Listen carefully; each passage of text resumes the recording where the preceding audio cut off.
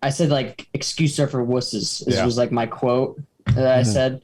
I was like, I didn't want to tell anyone because excuses are for wusses, because because my dad wanted me to tell everyone. I was like, hey, I don't want to tell anyone that because I don't care. Like, for me, it's really cool for me that like I know that even though I was at whatever percent, not 100%, and I could still win, I could find a way. Like, to me, that's worth it.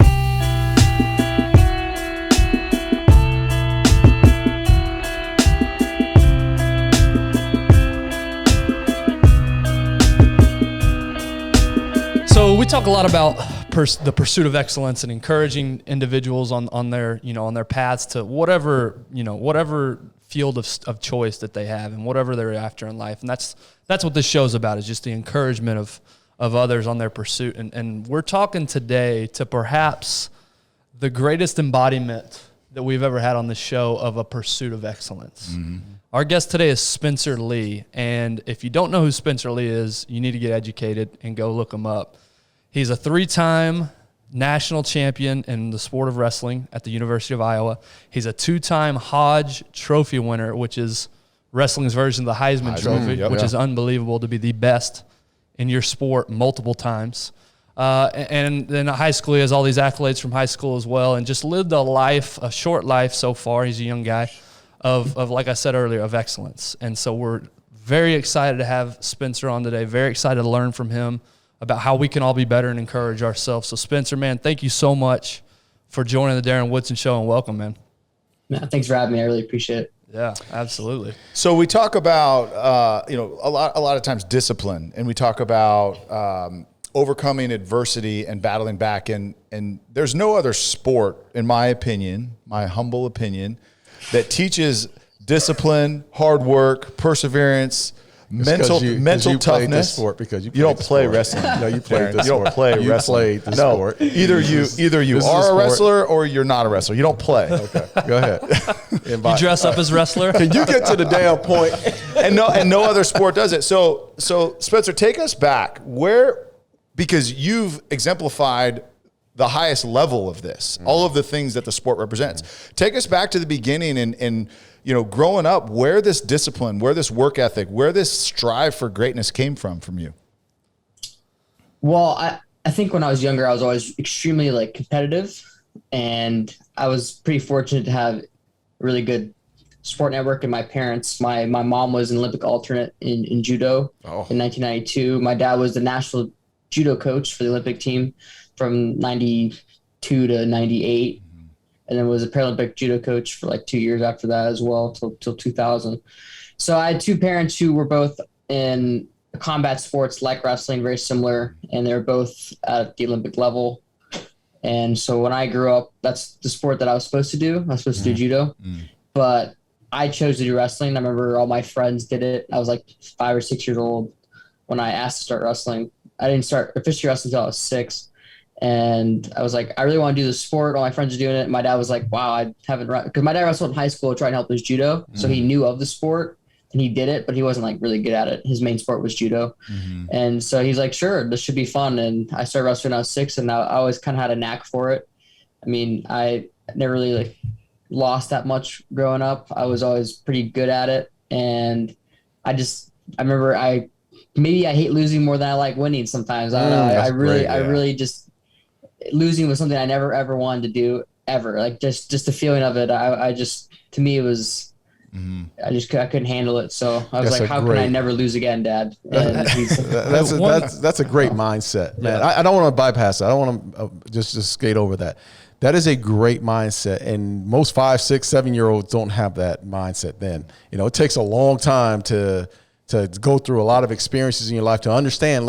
I hate to lose more than winning. That's something, man, that needs to be said. And I think a lot of people need to understand exactly what that means. Yeah. I mean, because it sucks, dude. I have no problem, and I was a kid the same way. When I used to lose as a kid, or even in the pros in the NFL, I'm the guy throwing this helmet through the wall. It means something, and it should mean something to you. It's not just, we're just not out there having a good time. So I really appreciate that mindset as a kid. Did you have any brothers and sisters growing up as well? I have a twin sister. That's it. So we can't blame losing on getting beat up by your older brother. That just innately was in you. I think for me, I wasn't really ever like that though. Yeah. I loved to win, but I wasn't the kid that was throwing my helmet, or I was never really built like that. But my son, my 5-year-old son, he is very much like that. So it makes me think like you're born with that innate. I agree. I mean, I've got 4 kids, propensity. Spencer, Yeah. and my oldest, my daughter, is that way, right? So she just got her progress report. She got a 96 in one of them. She had like literally her class grade, not just like one project, her class grade, she got a 96. And you would have thought like she failed, like if she was not, going on to 5th grade. Like it was the end of the world because she got a 96. I agree. And then my other kids could care less. Could care less if they get their ass beat. Yeah. You know I'm somewhere in the middle. Like it obviously I didn't like losing, but I was never the kid that was throwing a fit. But I do want to, before we go further, Spencer, please don't slap me through the screen, and Tyler, don't reach over and slap me. Can you explain what judo is? I knew we had to clarify. That's because I honestly, forgive my ignorance. I have no. I mean, I've heard of it. Obviously, I know what it. I've heard of the word judo, but I have no idea what that means. Hey, you probably heard judo chop, but that's not a judo. It has nothing to do with the actual sport. Okay, so fair enough. So no, judo's it's a martial art that was obviously made in Japan, and it means like the gentle way. It's all about like throws, and you have a gi, you grab clothes, and you're trying to throw your opponent or manipulate him through like countering and striking. So there's no like striking in the sport, like no punching, no kicking, but there's throws like in wrestling, like you can throw in wrestling, but this time you can grab clothes, and the scoring's obviously very different. Yeah, but it's a really cool sport. I honestly wish I did it to this day. I just stuck straight with wrestling because I'm one of these guys. I do something, I only do one thing. Yeah, I hear you. But my parents are obviously very good at it. It was a big part of their life. Yeah. So wrestling. So my son does jujitsu. What's the difference? Yeah. Totally. And Well, those there's two. grappling and judo on the mat, Okay. but a lot less now these days. When my parents did judo, there was a lot more of that. Got it. They're trying to make it more exciting. Like if you're watching Olympics, it's mostly on their feet. If you throw someone for a point and you don't end the match, because you can end the match with one throw with an ippon, full point right to their back. But in today's judo, if you're on the mat for like even 10 seconds, they'll just bring it back up because they're trying to be more, entertaining. Back in my dad's era, you could grapple and choke and fight on the mat more. Interesting. So it's like you see in movies, right? Like these action stars, and And they it like throws. throw people. But then if you actually like go to try Trying to like do Bruce it, Lee movies? Is that what No, you're that's talking karate. No, that's karate. yeah, no, I'm talking like Forget it. Don't even- I'm talking like Dwayne Johnson, like new movies, right? Where they're seeing people get thrown. The reality is like that's not judo. But if you go to try to do those, like people's bodies don't just flip over you, right? But if you are perfect the art of judo, right? You actually do that to people. Like it's crazy. Spencer does that to people. It's crazy because so my wrestling partner all through high school, he was a judo guy. And I mean, he was my wrestling partner from 7th grade through 12th grade. And he still would catch me with like a whizzer throw, or I mean, he would literally toss me all the time. And I had like 30 pounds on him. But like being able to use somebody's body weight against them in a throw, and like, man, it's impressive. What did Ronda Rousey do? Was she in judo? She was judo. Yeah. So that's why. So like the head and arm throws, like any underhook throws, like she does when you get your hip, and that's what it is, right? It's a leverage thing that you can move your body, use your leverage against them, and then they're just essentially weightless. So that's my next question: is did it help you doing judo at that early age and having your father there? Did it help you as far as leverage was concerned in wrestling? See, that's what's funny. My dad never really taught me judo growing up because the moves that work in wrestling that like equate with from judo to wrestling are, I guess you could say, kind of junk moves. Because when you're younger, they would work on everybody. Yeah. So then you get used to that working. So my dad made me learn all the basics only in wrestling, and then he taught me judo stuff when I was older, when I was already like knew all the basics, was more an accomplished wrestler. That's something I'm thankful for my dad, because if you go out there and you headlock everyone when you're younger, it works all the time, and you're laughing because and then but if you're 13, 14 years old, still throwing headlocks in the first 10 seconds of a match, you're never going to really. I mean, I'm not saying you can't be successful with it, but basics.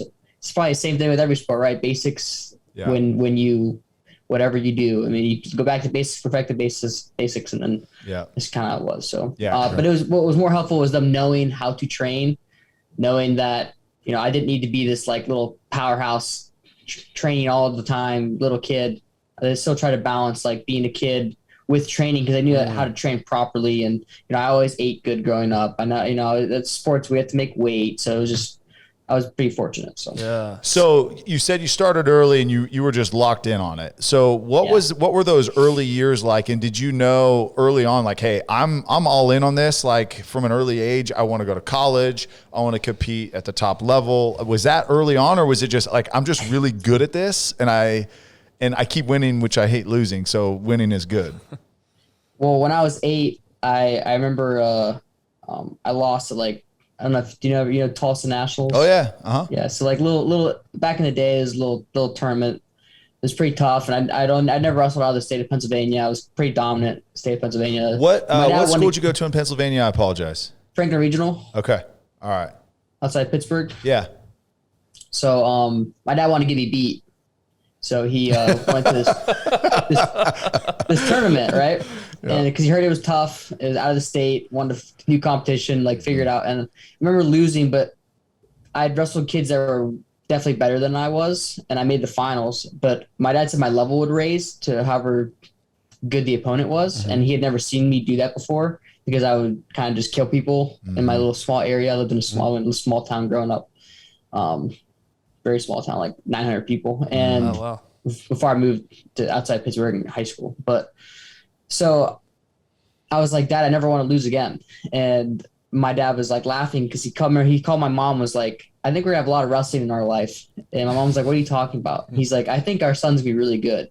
And my mom's like, he's 8, Larry, like no one knows that. And my dad's like, listen, I could tell he's gonna be good. Because I remember like I went back home and I was already like the next day going to practice. I want to go to practice. I want to train. I was like, why'd I lose? I'm like going up to him in the middle of the night, like waking him up at 3 a.m. Hey, I think I did this wrong in that match. If I did, my dad's like, hey, Spencer, go to bed. Like, it's okay.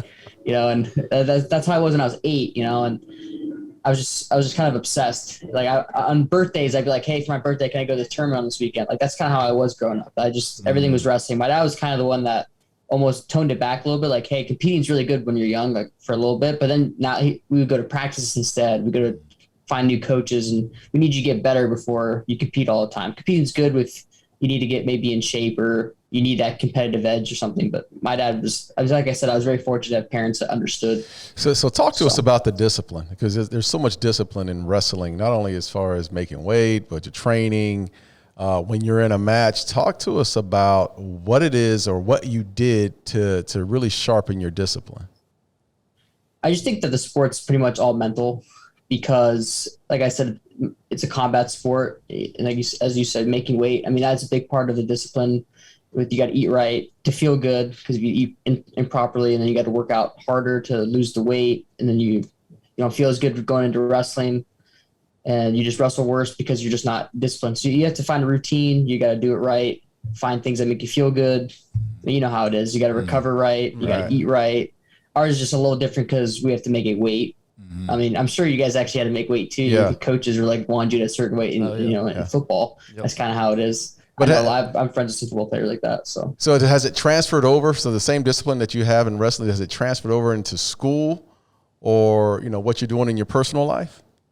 Well, my dad always said that. He said, if you could just put the same amount of focus and mental like fortitude that you have in wrestling into your life, you're going to be very successful. That's kind of the motto he's had with me my entire life. I do think I could have done better in school, but at some point, for me, the most important thing is to win my 4th national title. And then when I do my master's degree, I'll put my all into my master's program. But my undergraduate didn't really seem to matter as long as I got good grades. I mean, I have like a 3.3 GPA. I'm not failing. I'm not in a hard major. I'm not like a doc, and I'm not an engineer. Pre-med and Ben looked over here like a 3. Yeah, 3. There's a 3 in front. With a 3. A 3 in front of the period. I didn't know grades went that high. I thought C's and D's get degrees, right? With you on that one, Spencer. I want to go back a little bit because I do want to talk about your future and things that you're looking forward to. But back into your younger days, did you have off seasons, or did you? Because wrestling is one of those things. It's an indoor sport like basketball, right? A lot of times kids just go year round. Did you ever take time off, or was that just something that you just pushed straight through? No, I always took a month off in August and did no wrestling. I wasn't even allowed to wrestle. My dad he would like yell at me. My dad wanted me to I did other sports up until like 8th grade, but it was like cross country or soccer, things that my dad deemed as helpful to wrestling because of running. You'd run a lot, that kind of thing. So, but I love doing those sports. I mean, it was something that I chose to do as well. But I mean, off season for me, I didn't really believe in an off season. Because to me, as long as you're mentally thinking about wrestling and you're staying in shape with your weight and you're working out, like you're kind of still in season, but you didn't have to wrestle to be in season for me. Like I didn't need to have that. So what was go ahead. I was going to say, I want to stay on this, right? Because I'm really on the side of like creating multi-sport athletes and not being highly specific, but I'm also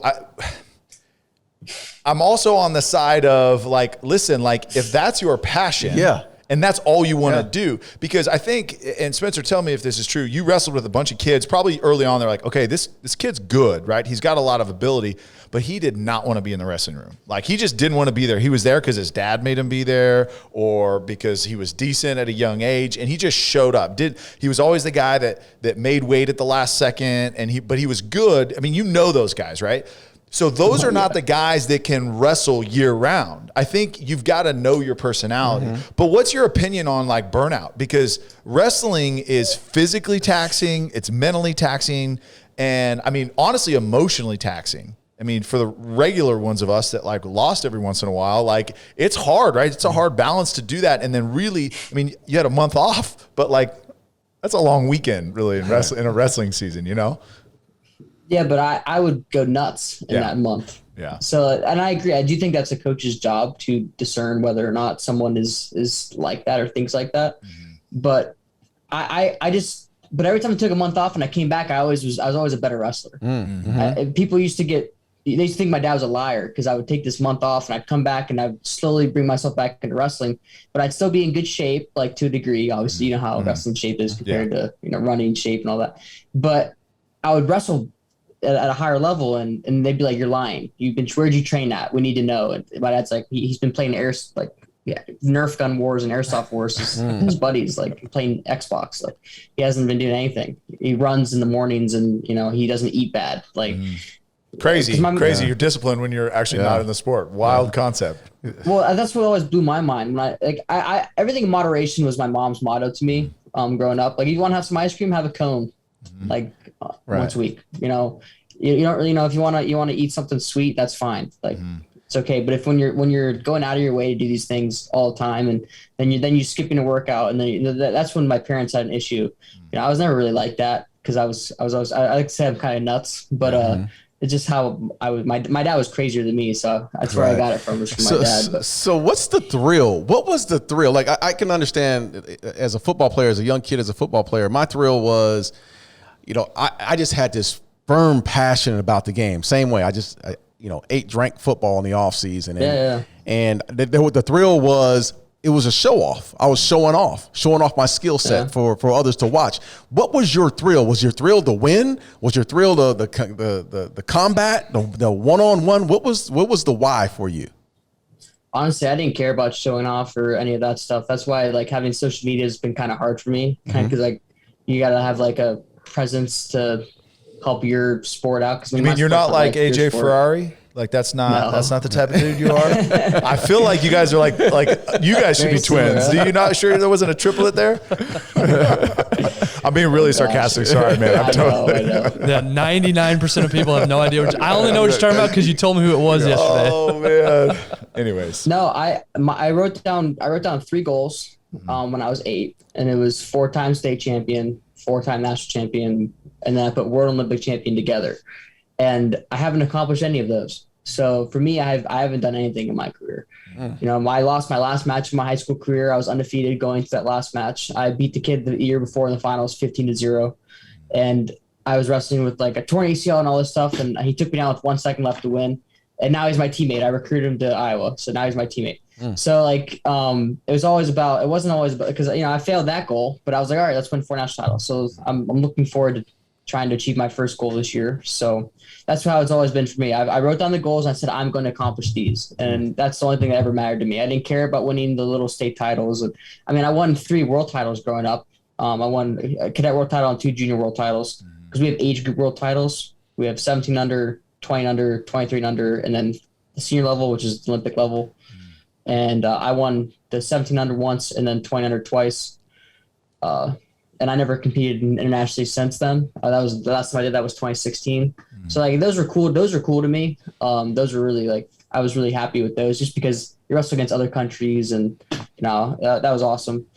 I went to the Olympics in 2016 as a training partner with the guy named Dan Dennis. He was our Olympian. He's actually one of our coaches here, so I train with him still. And so I got to see the Olympics. I got to see like what my dream was, and that's been my dream. Like you guys grew up watching your favorite football players, your favorite. I read books about the wrestlers in the Olympics. Yeah, that's all I cared about. I was a bookworm. I knew all the guys who won in my way. I knew all the guys who won from Russia because they were USSR back until 1992, and all this stuff. Just like I knew all this stuff, and that's all I cared about. So my only goal ever really was to win the Olympics. So everything else was just, to me, it was like prep for the Olympics. Yeah. So this year I tore both my ACLs and I missed the Olympic trials because it was 10 days after the NCAA tournament. I ended up winning NCAA's. Hold on. Yeah, let's set the stage for this conversation because I think this is a big story. Like we can't.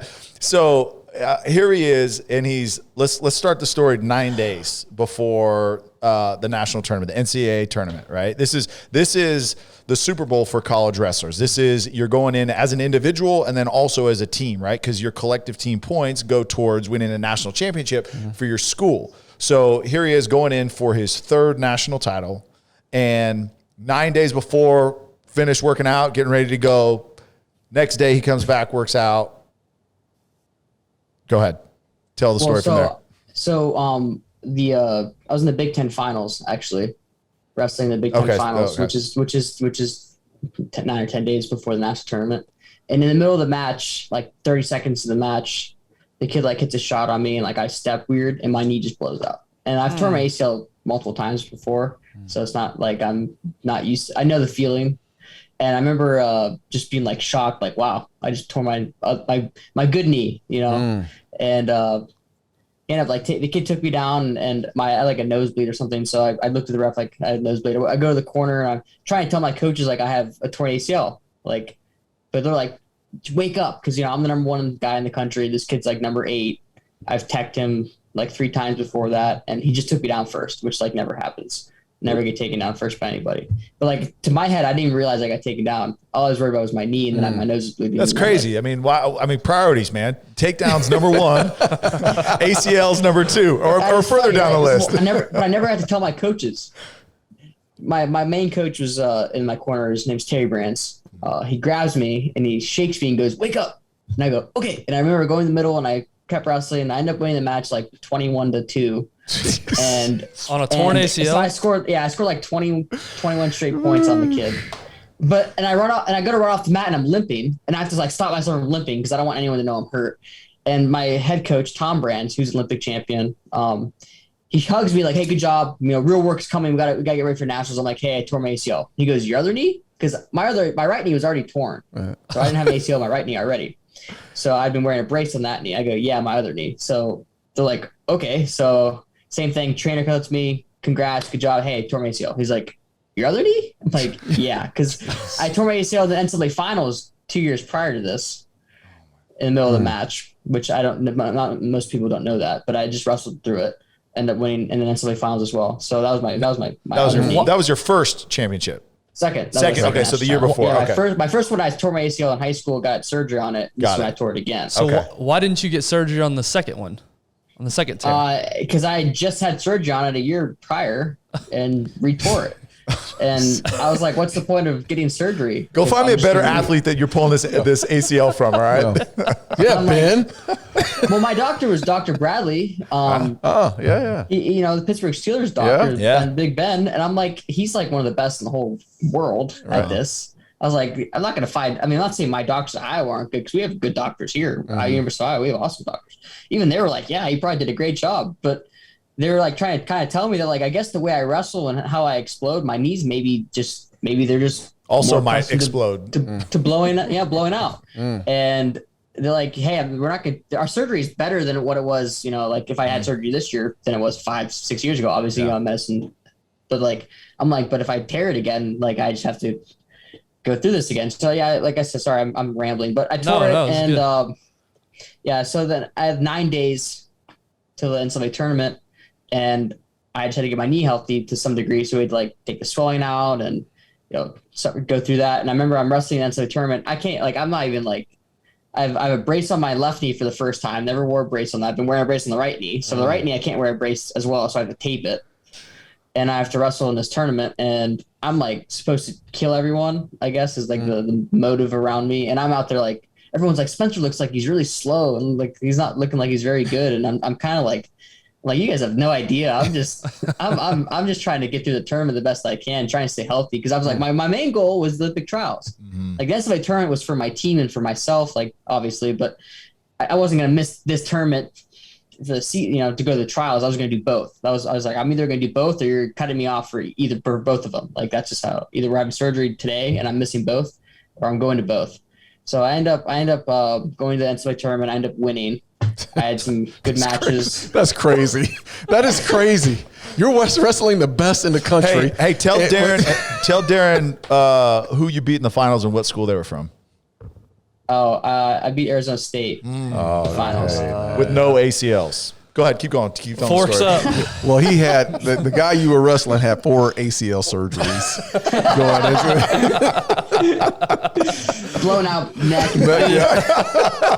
Yeah, he actually didn't have a back. But listen, I don't want, again, let's not skate over this. Like, you're wrestling the best in the country with blown out knees. Yeah. Like that's unbelievable. I mean, I think of like everybody, because it's the most popular sport and they're the biggest athletes, right? You look at the NFL and it's like, oh my, these guys are gladiators. They just push through on all this pain. And I'm like, you have no idea. When you get in that training room and they've just got a compression sleeve on or something like that. Oh, it's too tight. Oh, I can't practice today. I mean, you're literally going and in a combat sport. Like this isn't like, hey, I'm playing, no offense to basketball, but basketball or tennis or something like that. I'm literally like trying to force my will on you, and you're trying to force your will on me. And if you go back and watch some of Spencer's matches, some of the positions you're in, like you're like, okay, no wonder you don't have an ACL, right? Because I mean, the way that you're contorting and bending and moving and exploding and like all at the same time. But then you push through an entire tournament with that. Yeah, well, and you said something a second ago that I'm curious about, because our ego gets involved in scenarios where we're not performing like we normally do, and we want to make the excuse and we want to make sure everybody knows why I'm not performing this way. But it sounds like you kept it all hush-hush. Like nobody knew you had 2 torn ACLs? I didn't care what people thought. Either you get it done or you don't. Like there's no excuse as to why you didn't get it done. And that was the end of the day. Because my dad was the one who wanted me to tell the whole world. I have this interview that went kind of viral, and they actually posted me on like SportsCenter and ESPN, which is big for wrestling because that never happens. And I said like, "Excuse her for wusses." This was like my quote that I said. I was like, I didn't want to tell anyone because excuse her for wusses, because my dad wanted me to tell everyone. I was like, hey, I don't want to tell anyone that because I don't care. Like, for me, it's really cool for me that like I know that even though I was at whatever percent, not 100%, and I could still win, I could find a way. Like, to me, that's worth it. Like that's it is. I mean, I found a way. Like, that my coaches, they were like almost crying because they were proud of me. Not really. They're pretty tough dudes, like pretty harsh guys. Brother, when you have kids, they don't have a freaking chance. They don't have a chance. I mean, can you imagine the stories? Your son is crying at the table. Suck it up. Well, no. It was just. Yeah, no. So then I did tell people though. So. All right, we're going to take a quick break from the episode and recognize an opportunity that we all have.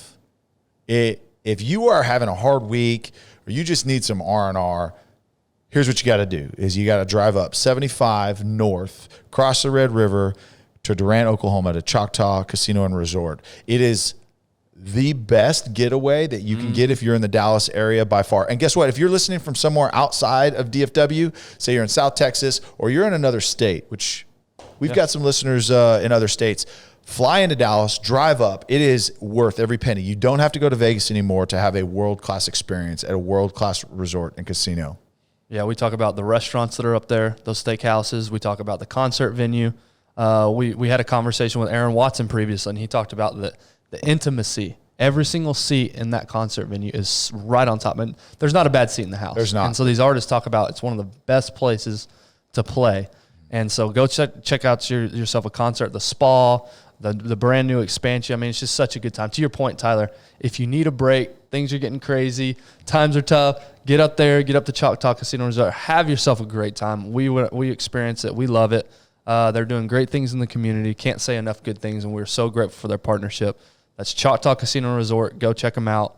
Now back to the episode. Is this a mentality you think you've forged through effort, or is this just something that's just always been inside you? You can't explain it.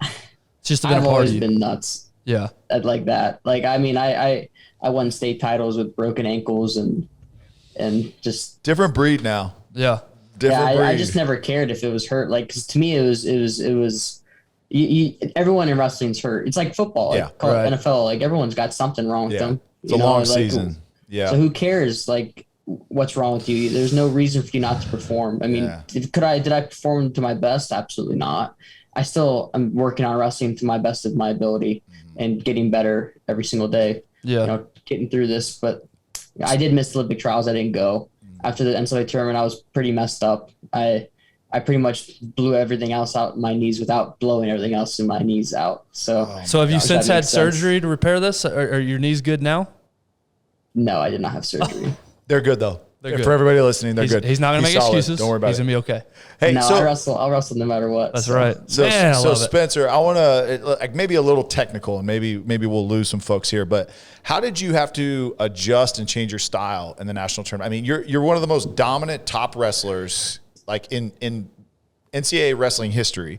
But was that just like an emphasis? Like, okay, I've got to get the takedown, and then I got to win riding time, and then I just got to punish them on the ground, on the mat, or what did you do? We didn't talk about anything. They just said, you know what to do, figure it out. Like, So just internally, wrestle. what did you do? Was it like? I mean, for me, it was just be smart. Don't get in any compromising positions that could hurt your knees anymore. Okay. And just wrestle to your best of your ability. Like I didn't wrestle one time until the NCAA tournament. Like, they basically threw a brace on me, taped my knee, and threw me on the mat That's wild. with a short warm up and said, "Let's see how you feel." You know, and it just made me laugh because I've never come from that being like, man, I suck. Like, I cannot wrestle. But like, what was I supposed to do? Complain about it? I mean, I went back to the hotel, put ice on my knees, had stim, freaking, they doctors check it out. Okay, not too swollen, not too bad. You're good. All right, we're ready for the next match. And that was it. I mean, you gotta make weight. Okay, you can't run, so you gotta go. They brought bikes. Gotta go bike. It's just So find a way. So no part of you's thinking, as a kid, I would wrestle 11 months out of the year, but that 1 month I would take off and I would actually be better coming back. So does any part of you think, okay, let me take a step back, let me fix these knees, and maybe I'll be better? I mean, we had a lot of conversations about that, obviously. Yeah. But the hard part for me was I've had multiple surgeries in my life where I've missed six months, but I'd have second surgeries on my knees. There goes a year, right? Mm-hmm. Am I going to lose another year? I haven't competed in international since 2016. I haven't even tried. I won 3 world titles in a row and then just never did it again. Never tried for a world team, never tried for an Olympic team, never had an opportunity to try for the one thing that I wanted the most in my life. And I was like, if I can wrestle without this, then why would I risk coming back and then just getting hurt again? To me, it was just like, what are the risks? It was hard. It's hard. I mean, it's still a hard decision today. So from a process standpoint, is it just, okay, I just got to strengthen it, let the swelling go down, and then I can operate because ACLs are lateral movements, right? Isn't that really kind of the stability that they provide? I should know that. It runs. Yeah, I've had an ACL surgery, so I got very well versed in the ACL surgery world. It runs I guess north and south from your femur. But yeah, to it keeps your femur, your large leg bone, and the bottom leg bone. It keeps it together so it doesn't, But from lateral movement, that's Yes. that's what hurts. Like if you've got a bad ACL, is moving side to side, which yeah. So what is that? What is that process like? Hey, I just got to strengthen everything and just know that like some of the side to side stuff I'm going to be limited in. And well, that's the thing. Like, it's funny because I'm not a football player. I'm not a basketball player. I don't really explode that hard sideways. Our knees are always bent. Your quad's always firing. So as long as your knees are bent and you're moving your feet, you can kind of do whatever you want. Okay. And I mean, even the day after tear my ACL, I could do anything. They do all these tests like where you jump and you explode sideways and you do one-legged squat. I could do anything they asked me, no problem. It's just that every once in a while, if it did give out, then it would hurt and swell up and whatever, right? So the doctors kind of laughed when they were like doing tests with me because they're like it doesn't even seem like it's torn, and then you do the little oh yeah, it's still torn. Do an MRI, oh yeah, it's still torn. Like as long as like I'm smart and I don't do anything stupid, then I've been fine. I've had no problems. I mean, so it's been pretty. I've been pretty fortunate. Honestly. Yeah, that's the weird thing about ACLs because I remember when I tore mine. You tear it, and then they want to give you a little bit of time to prehab before your surgery. I'm sure you remember this from your first. Oh, yeah. And so you have 2 or 3 or 4 weeks from the tear to the surgery. And I was the same as you, that I was working out, I was running, I was doing everything. And so I assumed, I thought they've got this wrong. They read the MRI wrong. My knee's not torn. I was convinced they were going to go in there and they were going to say, hey, you're good. It was shredded. My ACL was completely gone. But it is weird how you can still do certain movements and it doesn't bother. I'm assuming it's the other ligaments in the knee that are making up for it. But wrestling, the different thing about wrestling though is, like in football, I can, for the most part, control my movement. I know where I'm going. Whereas wrestling and basketball, same thing. I can control my cuts and where I'm headed. Wrestling, it's like you're getting pushed and pulled and thrown places. And sometimes you're not sure exactly where, correct me if I'm wrong, but it's like it's it seems to me like it's a little bit more reactive. Reactive and risky, I guess, to wrestle with no ACLs. Yeah, but at the same time, I do think just because having your knees bent the whole time, like as long as you're not like letting it straighten really fast or you're cutting with your foot still planted or something, then like the risk is pretty low. But I mean, I see your point though.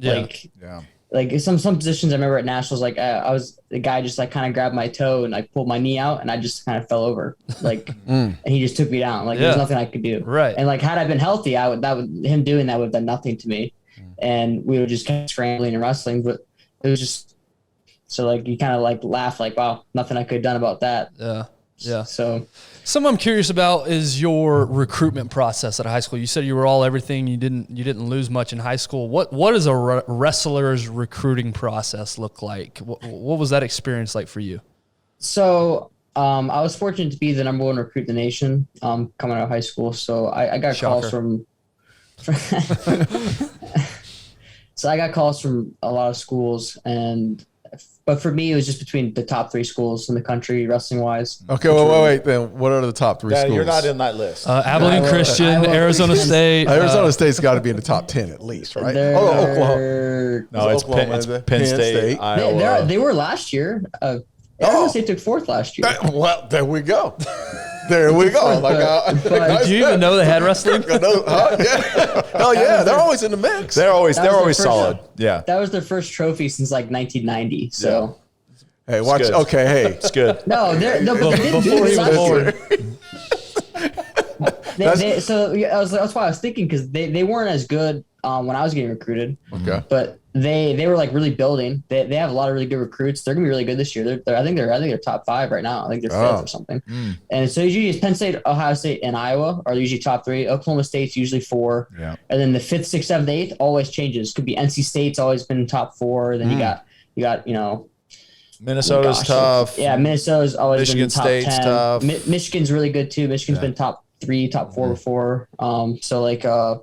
It's and Arizona State's good this year. So I mean, it's just funny. The teams they've been really growing and getting better.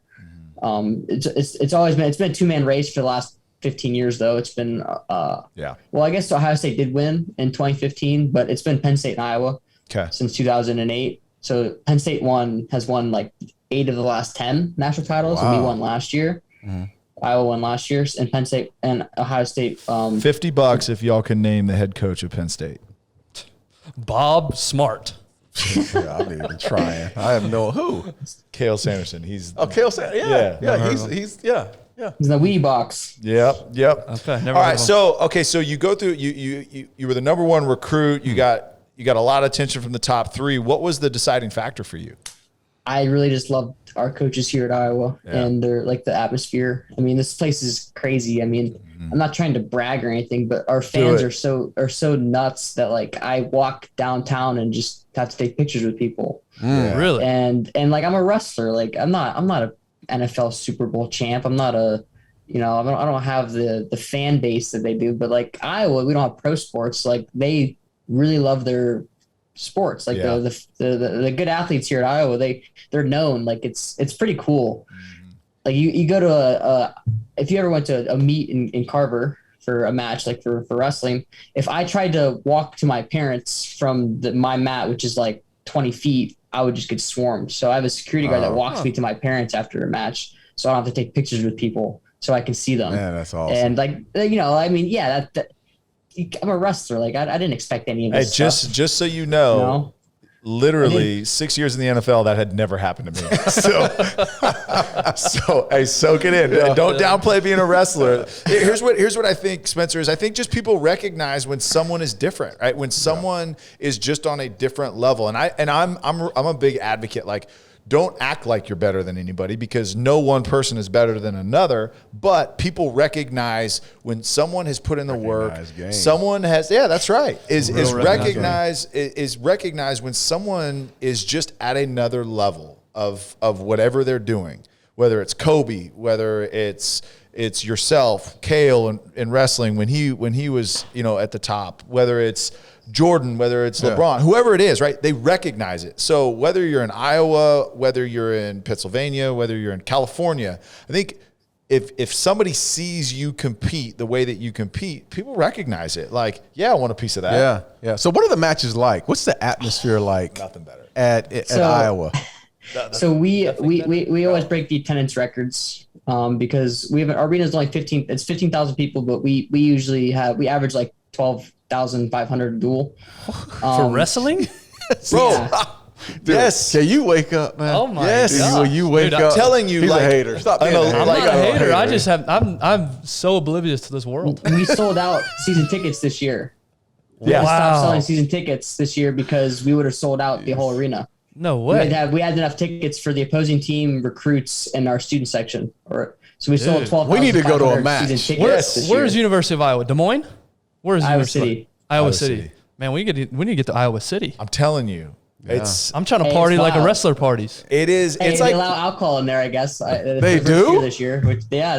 They so our fans imagine Iowa fans with alcohol in that arena. It's not going to be good for us. There's some Crown Royal up in that. My own brown bag. But I'm telling you. So like, have you been to a UFC fight live? Yes, absolutely. So imagine that, more intimate, people on top of you, and it's like. It's just go, go, go, go. There's not the pageantry. I mean, there's a little bit in the duels and stuff there. Like if it's a rival, like they'll do like big entrances, but like it's just, I don't know, man. It's really hard to describe. You've got to go to one because I'd love to do that. You just feel just the, like, it's an all out battle. Right. In the center stage, it's black everywhere else. Just one spotlight on usually most duels, like on the mat. It's awesome. Yep. Okay. So while we're there, use to set the stage. So you're walking out, right? You're up. You're coming up, right? Are you in the back? Where are you sitting? Because I'm like Ben. I haven't been to a match. Yeah. So there's a tunnel that we run out of, and then you run to there's our bench. Like there's chairs on the side here. The mat's like here. It's elevated. The mat's elevated, by the way. So Okay. it's usually it's like a big stage. So we run onto the mat, our whole team, and what happens? They call your name and your weight, and you go shake your opponent's hand, and it goes down the whole lineup. And then the captains go out and they flip a coin. Whatever, odd or even, that lets you choose so in wrestling, there's 3 periods. In the second period, they point to someone, you want top, bottom, or neutral, or you can defer to another person. And whatever that odd or even lets the 120, 1, 3, 5, 7, 9, 2, 4, 6, 8, choose each weight. So it's like whatever. And So for me, as soon as I shake my opponent's hand, I run to the back corner and there's a chair. And I usually sit down. I take my stuff off, have my singlet pulled up, headgear on, mouthpiece in, and I just have like my jacket on. And my coach is like kind of behind me, just kind of like rub my arms out, shaking, and then like your theme song comes on, like your whatever your walkout song. I mean, our theme song. And what's your walkout song? It's "We Will Rock You." So like you stomp, stomp, clap. You know, the whole arena starts doing it with the song, right? That's cool. And then I walk out and I run out, and ref goes like this. Both guys ready? Shake hands, wrestle. Boom, just like that. It's that fast. It's fast. So there's no time to think. No. There's no. I slap my coach's hand. And I'm walking. As soon as I step on that line, I'm shaking the dude's hand, wrestling. Boom. Yeah. Wow. Arena goes. Lights go on. Arena goes quiet. Wrestling starts. You know, you get takedown. Arena erupts. Like, wow. So it's. Yeah, it's quick. I'm freaking nervous just thinking about it. Yeah, I love it. So do you get nervous? And I think extension to his. So because and let me back up. Do they still, I don't know, maybe they did this just when I was in high school. They'll rotate who starts whatever weight, or do they start at 125? So the duels? rule in college now, so in high school you could draw out of a hat, and that's how you could pick the random weights, right? Right. We used to do it kind of like that. You pull out of a hat. That was when I was a freshman, sophomore, and a junior. Now my senior and super senior year, right? The rule is if you both agree on a weight, you'll start there. If not, you flip a coin. With whoever gets the call can either choose like to be odd or even, or they can choose the weight to start. Okay. So basically, it's funny because last year every team we wrestled flipped the coin, and if they got the coin, they would start the weight like a weight class above mine. So you'd be last. So I'd be like, I wouldn't be the first match. They didn't want me to be the first match. Yeah. I used to get so mad. Bunch of fat boys used to complain because we were always the last match, and we'd sit there for like an hour and a half, like waiting for everybody else to finish wrestling. And then it's like, okay, get up, get ready to go. So are you, if that's the case, are you cheering your teammate on? Are you giving them like you on the side? Yeah. Okay. I get in trouble. I hate when they draw like that because I'm so insane on the corner that I'm like yelling and I'm running around like I'm kind of like a nutcase, and they get mad because hey Spencer, you haven't wrestled yet, so they will like throw me up in the room and I have to watch it on the screen up there, so I'm not like in the arena. So like it makes me mad but the most iconic one was we wrestled Penn State. They're number 1, we're number 2. This was the COVID year, so 2020. And our duel, it was nuts. I mean, there was like 5 number 1s versus number 2s in that duel, and there's only 10 weight classes. And there's a bunch of other guys that were ranked. And it came down to heavyweight. Our heavyweight ended up winning the match. But like all of us are in the corner just freaking out. We're doing like getting pulled. We're not allowed to try not. Cause you touch the mat, you lose point. We can't do that. So we're like pulling guys back. Like it was awesome. I mean, it was every single person I've ever talked to that, because a lot of people went to that duel for their first duel because. You know, a lot of people were like, "Oh, Penn State number 1 versus number 2. We should go to that." And we sold out. That was my first sellout in my career. Wow. We get a lot of people to go to our matches, but now that we won nationals, now we're selling out like every duel. Yeah. You know, our fans are crazy, but now it's even crazier. Now it's like I have people ask me to get them tickets, but we sold out against Penn State, which is January like 28th or something. We sold out with them last month. You know, I get like Penn State is your big rival, right? That's 1 and 2. So individually, who's the rival that you're looking at that you're going to be, you're going to be seeing this person or multiple people coming up this year? I never really had someone like that. When I was a true freshman, there were 3 other guys that were national champs in my weight class at 125 over the years. Eventually, like we had 1-125 the year before, 1-1 as a freshman, 1-1 nationals at the weight above me the next year, and then that's the guy I wrestled in the finals. And it was me who I ended up winning. So that was like our semis. That was what the semis looked like. But 3 of those guys were 2 of those were seniors, and then the guy I wrestled in the finals went up, and then he won nationals the next year. And he's we don't even know if he's coming back or not. And he said he wants to drop, so I would see him. He's probably my rival. He would be the number 2 guy in the country if he did go to a school. He went from Penn State to Rutgers, won national title at Rutgers, and now we don't know no one knows where he is. He's been kind of like missing in action. And then the guy I wrestled in national finals my sophomore year, he graduated, so he's gone. And the guy I wrestled last year, he's been around since I was a freshman from Arizona State, but that was the first time he ever placed at nationals. So he was lower. He was like 6 or he was the 3rd seed. Okay. He was a 3rd seed, but he had no one in that bracket had been an All-American before. It was just me. So it was, I mean, I'm not going to say my bracket was weak, but it was new. Everyone was like freshmen, sophomore, they were younger. And the two best guys in my weight were in Ivy League schools, but Ivy League didn't compete that year. So those are the guys who are now 2 and 3 in the country, even though the guys that took second and third in my bracket last year, those guys are actually ranked below them. Because these two, you know, they've been All-Americans. They've done well. Actually, the one guy I'm wrestling Friday, this Friday, he's number 3 in the country. He's from Princeton. So he's like one of the guys I probably will see either in the finals at nationals or in the semis. And then the other guy's from Cornell. He was Olympic alternate this year. I wrestled him last year. I won, but he's Olympic alternate, so he'll be the 2 seed. He's really good too. So those are the two guys that it's pretty much. I mean, it was like us 3 and then kind of everyone else. Yeah, right. Because like the guys from like 4 to 13 have all kind of like gone back and forth. Like you could wrestle those guys and it would change a lot, but the top 3 is pretty stagnant. Like we've been, they were All-Americans in my bracket 2 years ago when all those seniors were still there and stuff. Got it. I'd be the biggest shit talker ever. I'm serious. You think you would be? I would. I don't know. You think you would? Because here's what it takes. Is you go in there talking and someone would like snap you right to your face and you'd break your nose on the mat and then you wouldn't be talking. I'd walk out there. I'd walk out there like I'd say this: gold chain on, take out my fronts.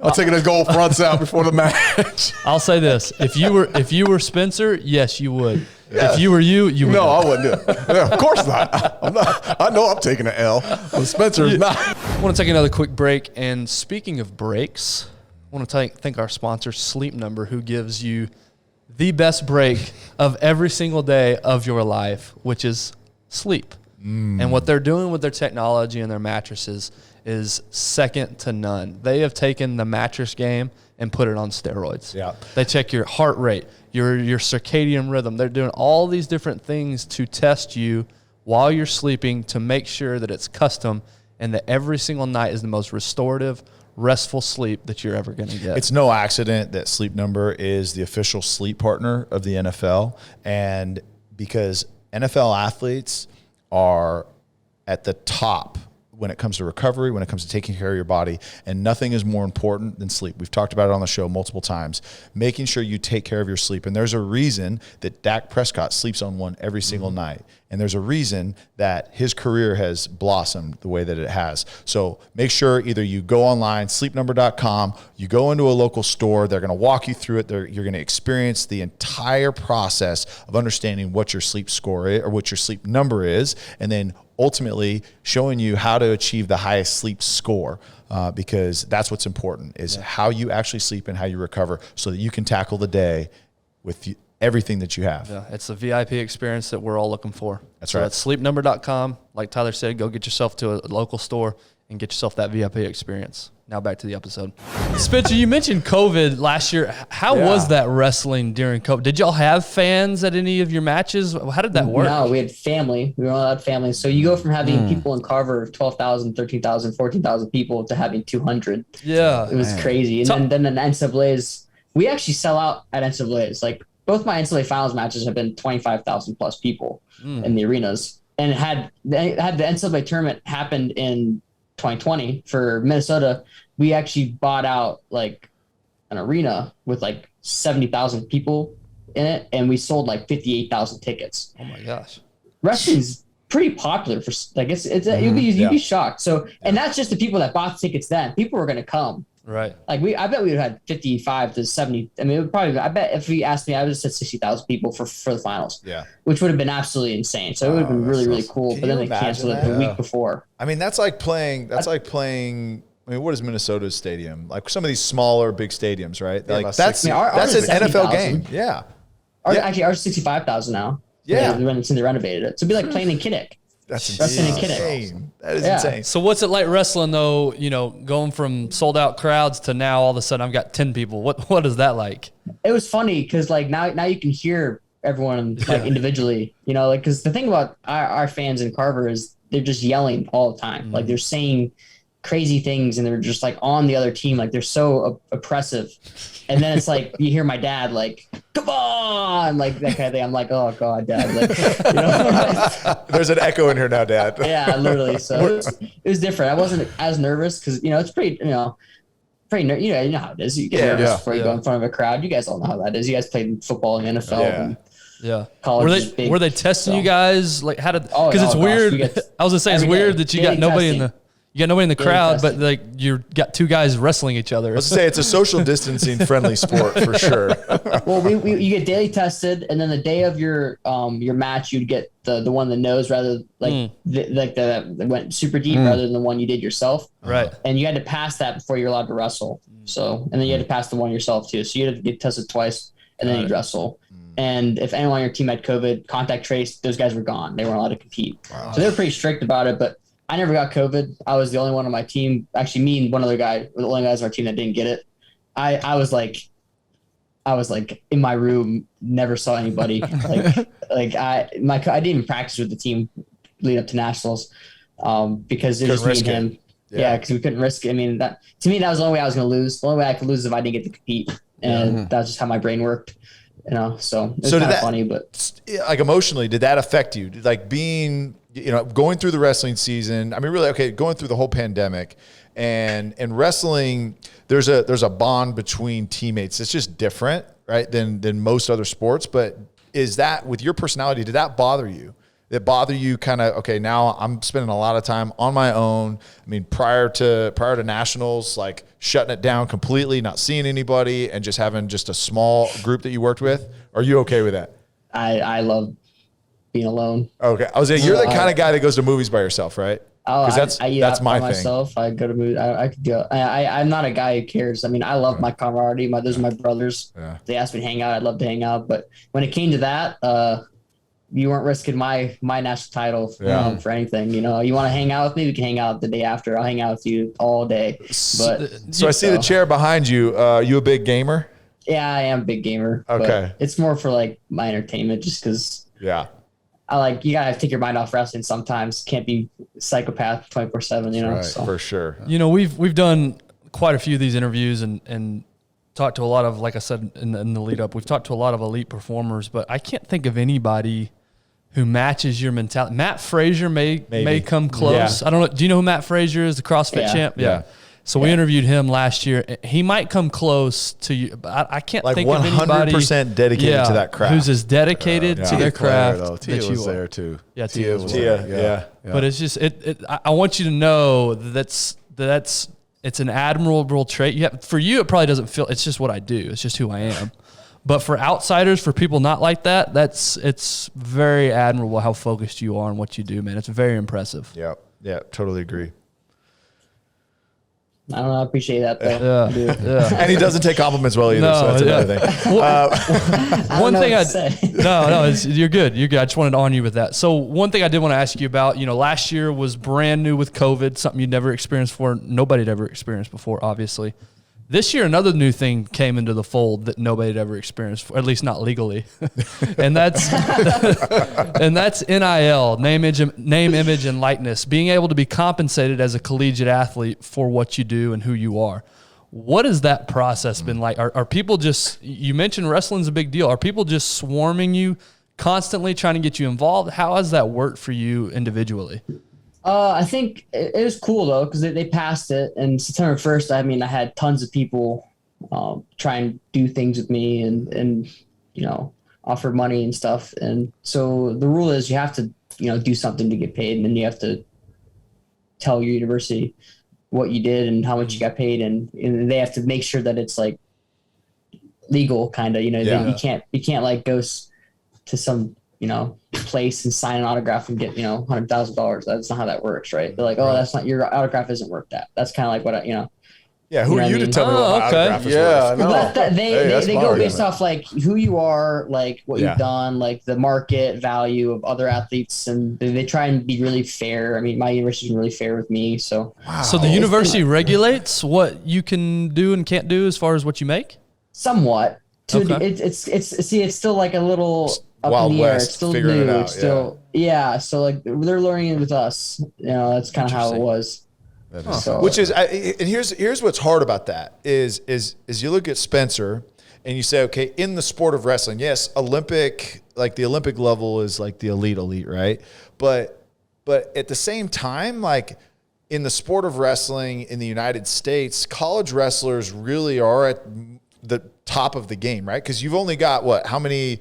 You've got 25 Olympians, with alternates maybe that go train, something like that. I'm just throwing out a number, but we have 12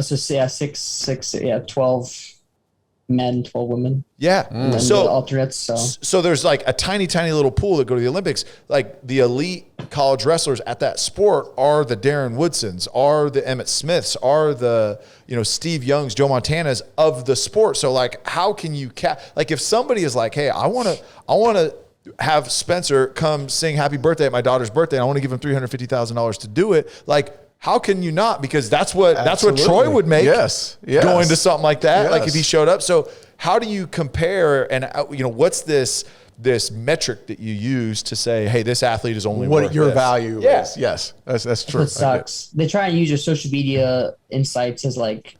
But that shouldn't have nothing to do with them. Like, I don't want to get into this argument. Look, I get it. Like, let's move on to the next. No, I want to. No, we're staying here. Not on that. But what companies did end up? Are you working with? Who ended up breaking through and you decided to go with? Well, so like the company that I'm signed with is called Rudis. So I talked to Nike and like Rudis and a couple other companies like that, like brands. And so it's like a wrestling company grown. We're trying to build it. If you're a wrestler, you know what Rudis is, but if you're not, definitely not gonna know what it is. Yeah. But you're speaking Spanish, like, bro. Yeah, it's like an apparel. They sell clothing and they sponsor Olympic athletes. Like they sponsor both our Olympic champions in our country. Our only two Olympic champions are sponsored by them now, Kyle Snyder and Jordan Burroughs. And not David Taylor. I guess he's another one. My bad. But I'm speaking different language. We just had Jordan on, by the way, a couple weeks ago. A couple weeks ago, yeah. So Burroughs. Yeah. He signed with Rudis like last week. So nice. He was with A6 before. So like it's pretty cool.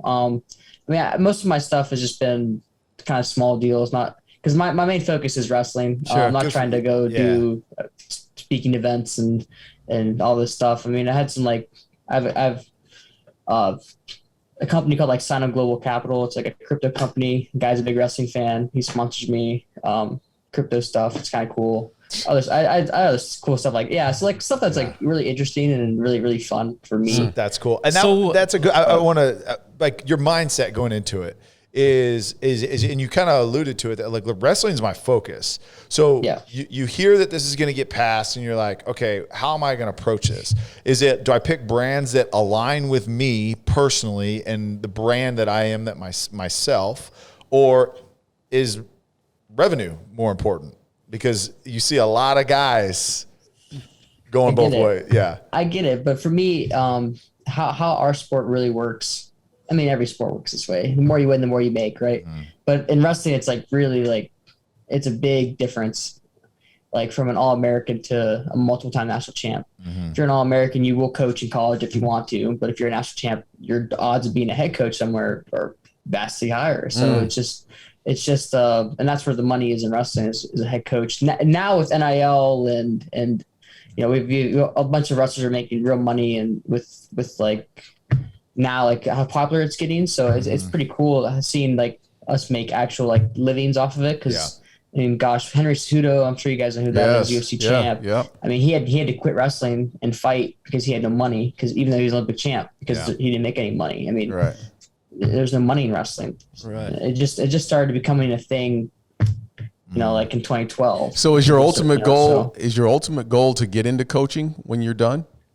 That's a path for me. I want to compete as long as I can and win as many World Olympic titles as I can. And I don't really know what's in store for me. I don't know whether or not I want to venture off something else and see what really is for me.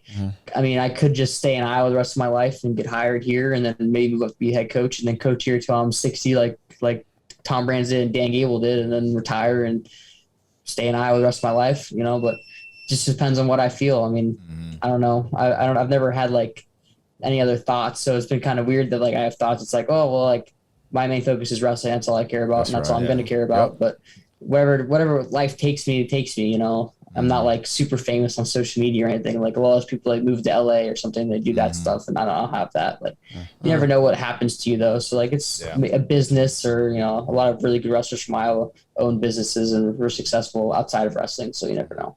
So what I love is your focus is, hey, win number 4. Like that list that you made when you were 8. It's like win number 4. Like that's it. That's what my focus, because that's what you can control, right? The preparation for that. Exactly. But one thing I do really like about this NIL deal for wrestling specifically, and you could say the same probably for gymnastics, I would say even collegiate cheer. Like these are sports that were not like on the forefront, right? And people don't know them. Now there's actual opportunities to know the sport, because now there's brands that people know that are also promoting the sport, because they're like, okay, like there's really talented people. There's really cool stories behind these athletes that just nobody had access to. Now it's opening it up. It's just, okay, now can we keep athletes focused on the sport? And, you know, Spencer's, I think, the example of what it looks like to be able to manage the NIL deal and still compete at a high level, where I think you're going to see a lot of athletes that maybe had a really good year last year or the year before that maybe make some money, and you're going to see performance decline.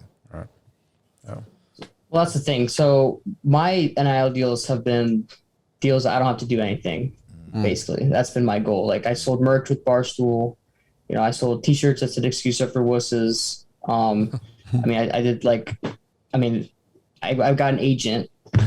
Name's Kyle Strong, and he's MGC Sports. And he basically, anyone who messages me, I just say either you message him or I'm not going to get back to you. That's the way I'm not to do dealing it. with it. And like, and I'm not saying I'm like, I needed to have an agent. It was just like, I don't want to deal with any of this stuff because my main focus is wrestling. So that's why I got one. So it's been really cool. Yeah, kudos to you, brother. Because he deals with NFL players. So like he's obviously dealing with people who make a lot more money than I'll ever make. But it's been nice having someone regulate that for me. And, you know, because, you know, you get people asking you for like little deals all the time, and just like, you feel bad not answering. It's better have him kind of deal with that. So that's kind of been, I did poster signings and just like small stuff like that. And then that was it. I was done. Like as soon as this month happened, I'm like, hey, I don't want to do anything else. Like season started. I don't care about money. I don't care about winning. So do you think guys this next year are going to struggle making weight more than in the past because they actually have money that they can afford actual food? No, I do like the point you brought up about, will it affect people's, you know, performance? I mean, it might. I mean, I think if you look at the guys who are going to make real money, and if like in college football and then, you know, college basketball, like the big ones, the guys going to go first round in the draft. Those are the guys that might, you know, then they might even stay in college longer, because I mean, if you're making pretty good money, and I always think that you're more popular in college in most sports than you are outside of college, because the fan base is so in love with you that, and if you're winning for them, you know, like that's how it is here at Iowa, like they live and die by the people that compete here. So think about how much money Colt McCoy and Vince Young could have made at UT. Oh my gosh. If they had this. How much money they did make at UT. That's a good point. That's a great point. Legally made, I guess. Yeah, how much legally they could have made. You know, we're about to wrap up here. I'm curious, and this goes back to more about your obsessive nature. And I'm not looking for a right answer. I'm just looking for your opinion. Is it possible to be elite at something? Do you think you could be as good as you are at your sport if you weren't as obsessed as you are? Is it possible to be focused on different avenues and still be elite at something? Or do you think for you it has to be all in all the time, this one focus?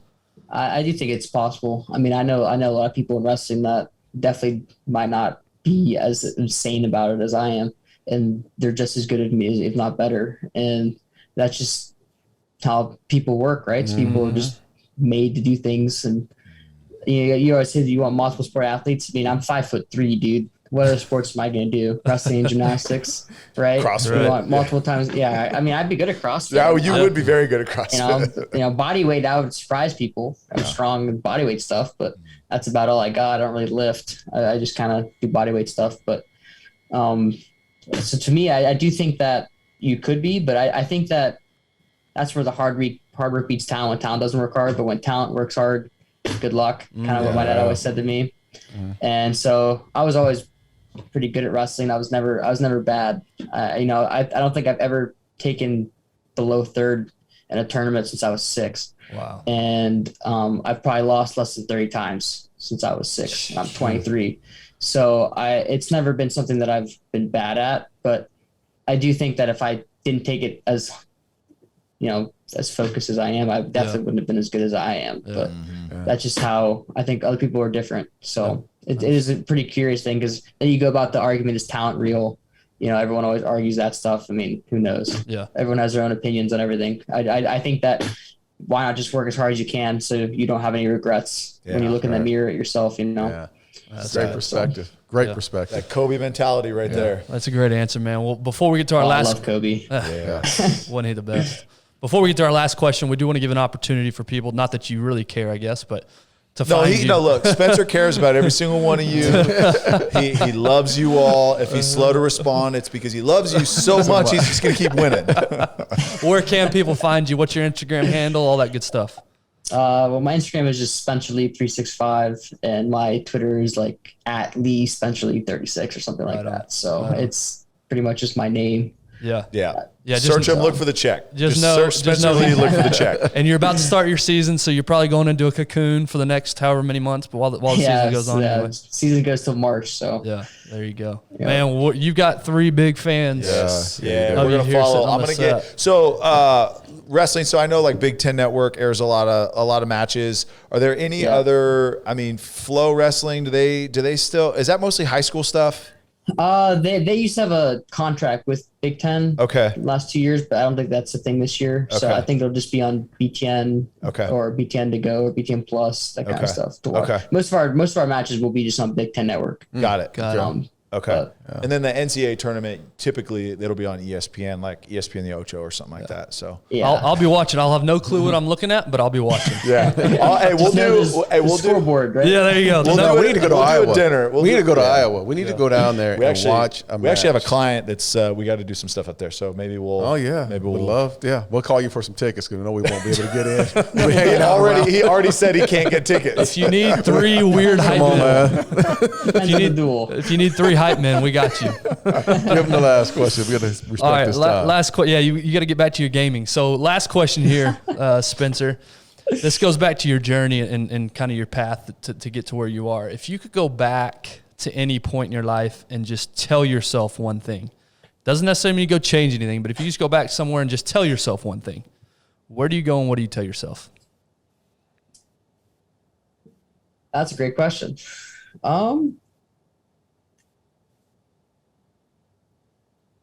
I mean, for me, it was like I was so used to doing what I was told by my dad that it almost felt like I didn't do it for myself growing up until I got to college and I realized that I love this and this is like what I'm nuts. Like I'm going to do whatever it takes to win.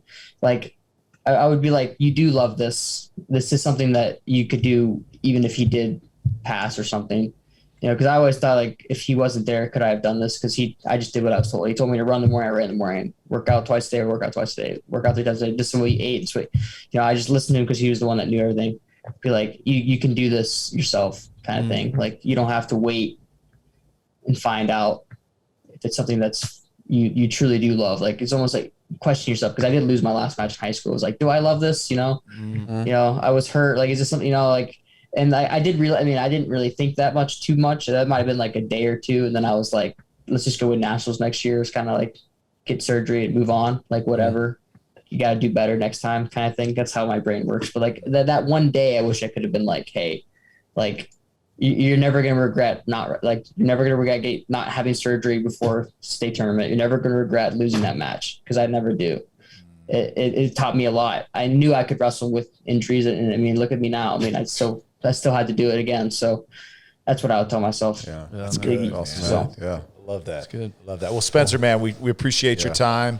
We're excited to follow you, man. You've got three huge fans down here in Texas, which our state needs some more wrestling programs. Yeah. You need Desperately. you need college wrestling teams. What you guys need. Do we have? Maybe No. that's where you No. pioneer. Maybe that's where you come in at some point and you be that guy to lead A Texas lot of money wrestling. in Texas colleges, man. They'll pay some money. So. Abilene Christian's looking to start a program. No, don't if you start. want. Don't go down that road. Do not go down that road. No, man. But Spence, we really appreciate your time. We know you're busy. We know you got a big match this week coming man. up. Go kick some ass, dude. Yeah. Yep. Awesome, man. Awesome. Appreciate you, All right, bro. man. Yeah, Well, thank you guys. Yeah. That was a lot of fun. Our pleasure, Thank you guys so man. much.